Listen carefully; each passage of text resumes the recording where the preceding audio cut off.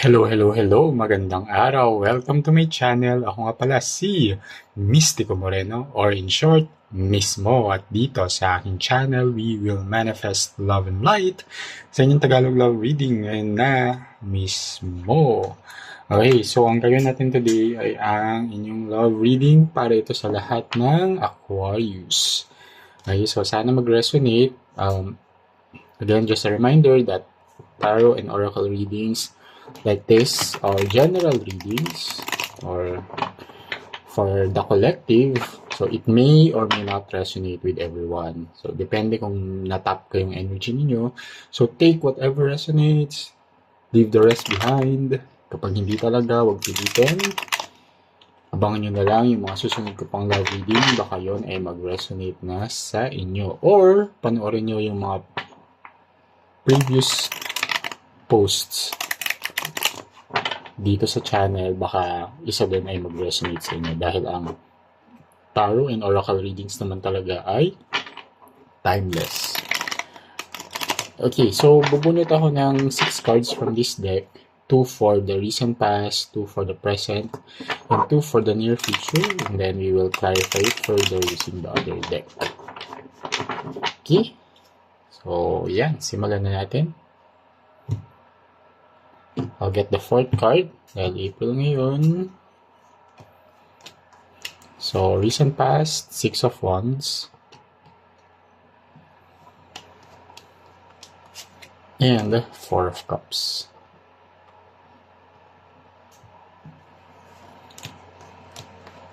Present moment, 2 of Coins. And 7 of Coins.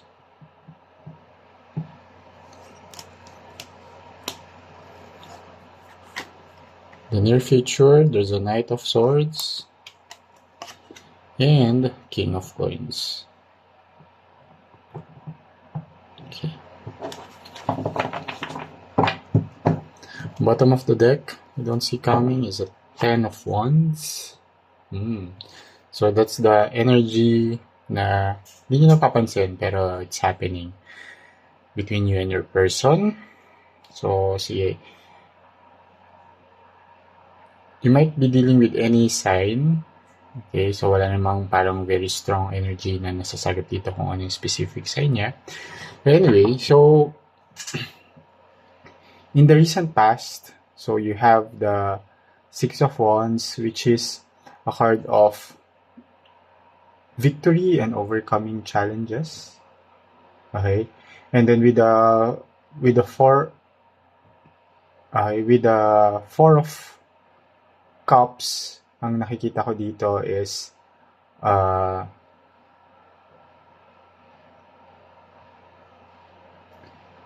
merong emotional detachment na nangyayari. I mean, mas nakafocus sa ibang bagay yung person ninyo.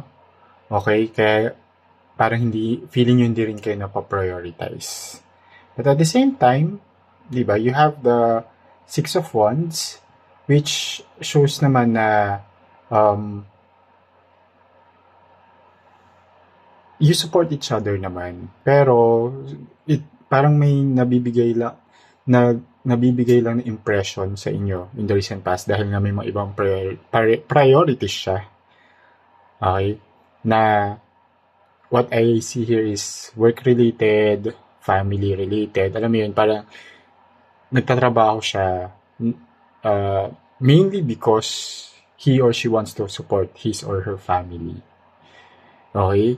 Kaya medyo parang hindi siya nakafocus ngayon sa relationship, pero mahal ka niya. Gets? Susuportahan ka rin niya kung kailangan mo. Okay? However, yung feeling mo nga na parang, okay, second priority ka lang, mas priority niya yung family and work at the moment. So, may ganong energy in the recent past. Kaya, sa present moment, may mga decisions ka na gusto mong gawin when it comes to this connection. Pero tingnan muna natin, ano yung detalye ng mga kaganapan in the recent past.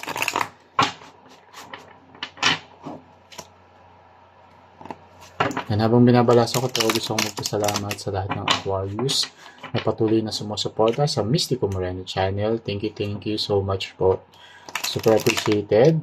And sa mga bago, please do support the channel as well by subscribing para na mag-grow yung channel ko at makagawa pa ako ng maraming love videos para sa inyo. Also, for both regulars and bago sa channel, please like this video. It helps the channel grow. Comment na rin sa baba kung mag-resonate yung reading sa inyo. Okay. See. Let's see.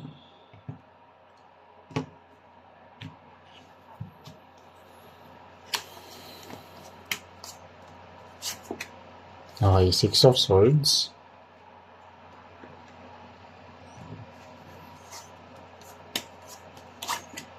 And Page of Wands. Yeah, so in the recent past nga na may mga your person supports you naman. Alam mo yun, parang recognize naman niya yung mga kaganapan sa relasyon. Okay? However, yun nga, dahil may iba siyang priorities, you felt nga na parang nane-neglect ka or wala ng oras or time sa'yo, parang puro work and puro family na lang. And you felt na wala siyang I would use the term wala siyang pake. Yun yung nafe-feel mo. Pero hindi naman yun talaga yung nangyayari. With the Six of Swords here, parang you just have to accept the situation muna. Kasi, again, possible kasi nga na talagang may mga promises din siya sa family niya, may mga goals din siya when it comes to his or her career, and siguro part of it is understanding yung sitwasyon din kung bakit niya ginagawa yun for his or her family. And here, yun nga, sa Six of Swords is just about accepting and trusting your person din na wala naman siyang masamang intention din dun sa mga ginagawa niya. I mean, hindi niya intention na parang ma-feel mo na neglected ka. Okay? And especially the Page of Wands here dito that there will be a fresh start naman coming soon. So that's what's in the recent past. May mga tinatapos lang siya na responsibilities, pero it will shift to a fresh start between the two of you. Meaning, once na matapos na niya yun, mag-focus na rin siya dun sa inyong dalawa. Okay, and at the present moment nga, meron, dahil nga nafe-feel mo to, minsan may tendency ka to parang make a choice, ano ba yung mga priorities mo rin, and at the same time sa part din ng person mo is may mga choices din siyang kailangan gawin when it comes to his or her priorities. So at the present moment may ganong energy na gaganap between the two of you, and with the Seven of Coins here na may reflection or evaluation ng mga kaganapan na ito, currently, yung what's happening in the past na I believe medyo na brought up siya sa pagitan yung dalawa, and now there's mga choices to be made and some decisions and evaluation nung mga nangyayari between the two of you, and bakit nyo nafe-feel yung mga ganong emosyon.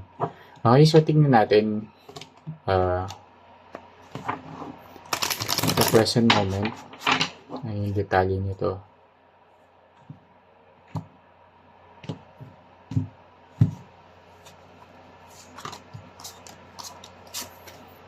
Okay. Yeah, with the King of Swords and Hanged Woman na there will be some pause muna. Parang, sige, teka, let's,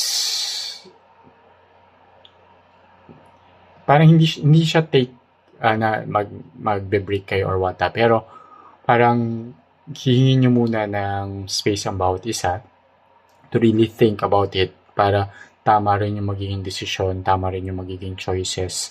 And ayun, medyo matinding pag-evaluate kasi yung kailangang mangyari for the relationship to move forward para mas mag-grow din yung relationship ninyo. And with that's the Hanged Woman or the Hangman here, that there will be a pause, some, yung mga kailangan i-resolve yung mga uncertainties. And with the King of Swords naman is, there will be honesty naman din sa mga nararamdaman ng bawat isa. There will be open communication, mas magiging rational and direct din yung usapan. It will be parang naka-anchor din siya dun sa maturity ninyong dalawa. Wala akong nakikita dito na immature person between the two of you.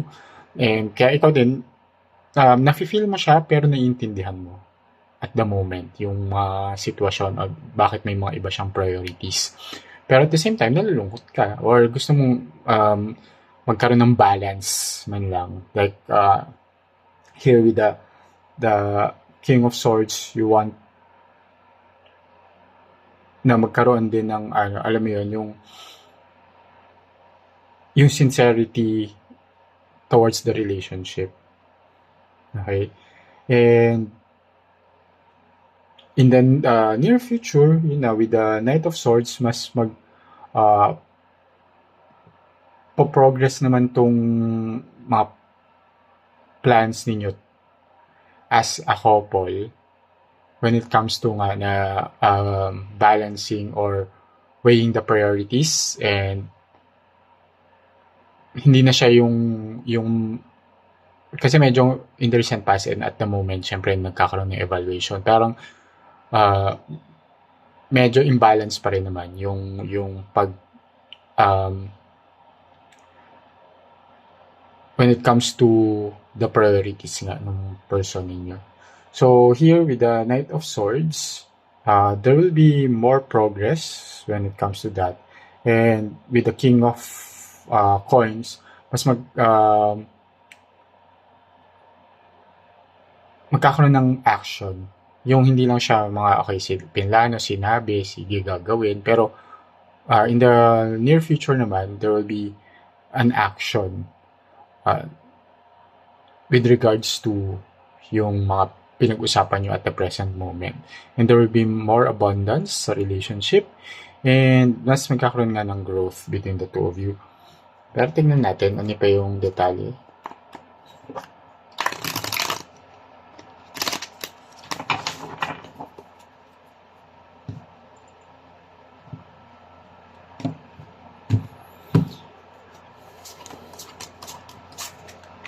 Okay, Four of Swords, yeah. And the Hermit. Okay. However, in the near future then, like here at the moment, there will be a pause. In the near future, yun din, magpo-progress din yung part na yun na, what I mean is, at the present moment, hanggang sa near future, there will be some reflection with the Hermit card. Medyo parang processing yung mga nangyari, mga emosyon na nailabas. And with the Four of Swords, there will be some healing naman din na magawa, recovery from sa mga recently na napag-usapan. And nakikita ko naman dito that everything will turn out well. However, may energy at the moment with the Ten of Wands here na and then you felt yung person ninyo felt obliged na ang dami yung mga obligasyon. Tapos parang yung sa relationship parang may mga dagdag obligation pa sa kanya. So he felt na or she felt then na parang too much burden on his or her part. And sa end mo din, parang may mga ganong burdens din kasi nga parang you're making an effort and you're prioritizing the relationship pero hindi siya nare-reciprocate. But here, bottom of the deck ng isang deck is the Two of Cups na there's a connection between the two of you. Alam mo, gusto nyo i-keep yung relationship dahil mahal nyo naman yung isa't isa. May mga kailangan lang talaga kayong i-resolve sa relationship at the moment. So, yun. So, sana nakatulong itong reading na to. Abangan nyo na lang yung masusunod ko pang love reading dito lang sa aking channel. Ako si Mystico Moreno, or in short, mismo, Kita Kits. Ingat!